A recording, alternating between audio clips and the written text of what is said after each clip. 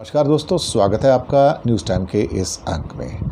दोस्तों, सबसे पहले तो आपसे एक निवेदन है कि आप हमारे चैनल न्यूज़ टाइम को और नीचे हमने डेली न्यूज़ इंडिया 1.0 का लिंक दिया है डिस्क्रिप्शन के अंदर। इन दोनों चैनल को आप सब्सक्राइब कीजिएगा, लिंक आगे भेजिएगा ताकि अधिक से अधिक लोगों तक स्वच्छ पत्रकारिता और रिपोर्टिंग पहुंच पाए।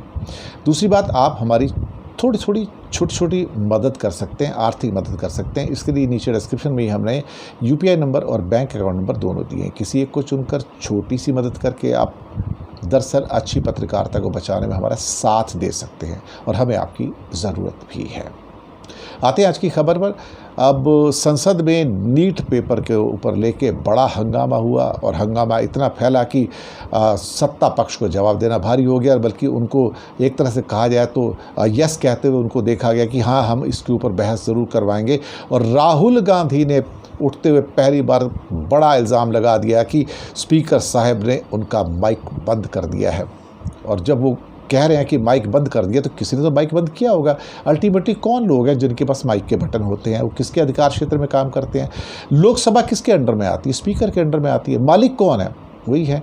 अल्टीमेटली जब दूरदर्शन का कैमरा वहाँ पे संसद टीवी का कैमरा चलता है, तो कैमरा दरअसल किसको दिखाना है, किसको नहीं दिखाना है, इसका फैसला कौन करता है? ओम बिरला करता है। और जब मुर्मू साहिबान की राष्ट्रपति की स्पीच हो रही थी, तो मोदी का चेहरा 73 बार दिखाया गया और राहुल गांधी जो एलओपी हैं, लीडर ऑफ अपोजिशन है, उनका चेहरा से 7 बार दिखाया गया।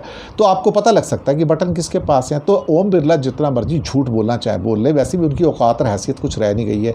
नैतिक दृष्टि से वो इंसान बहुत गिर चुका है ऑलरेडी। सबको पता है कि वो मोदी का वफादार है।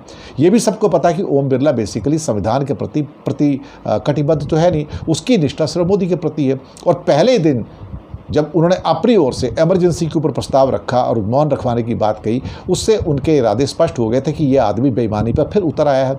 ये पहले भी बेईमानी पर उतर आया था। 150 लोगों को उन्होंने निकलवा दिया था, निलंबन कर दिया था। अब फिर उस पर आ गए।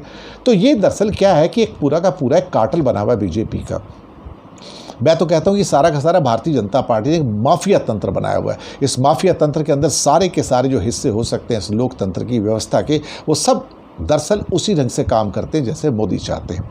तो जब नीट पेपर मुद्दे को लेके बहसबाजी चल रही थी, तो ओम बिरला का कहना है कि उनके पास कोई बटन नहीं। तो भाई किसके पास बटन है? वो स्पीकर ऑन ऑफ करने का बटन किसी के पास तो है ना। सबका तो स्पीकर ऑन होता नहीं है। अल्टीमेटली जिसकी बारी आती है उसका स्पीकर ऑन किया जाता है। तो बटन तो है। वो बटन किसके अंडर में है? ओम बिरला के अंडर में है। वो कैसे डिनाई कर सकते हैं उनके पास कोई बटन नहीं है? बटन तो उनके पास है। दरअसल झूठ बोलना तो उनके मालिक तो झूठ बोलते हैं ना। मोदी जी सुबह से लेकर शाम तक झूठ बोलते हैं। चेले कैसे झूठ नहीं बोलेंगे भाई उनके?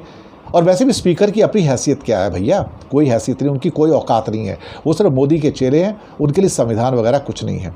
तो राहुल गांधी ने जब माइक बंद होने का आरोप लगाया तो बड़े तिलमिला गए, क्योंकि उनसे किसी व्यवस्था की उम्मीद करना या उनसे कोई ऐसी उम्मीद करना कि वो फेयर रहेंगे, पक्षपाती नहीं रहेंगे, मुझे लगता है कि बिल्कुल बेकार की बातें हैं। और राहुल गांधी का मुद्दा जो उसने उठाया है, मुझे लगता है कि ये शायद मुझे लगता है कि ये ठीक ठाक भी है और सही उन्होंने इल्ज़ाम लगाया है ओम बिरला के ऊपर। धन्यवाद।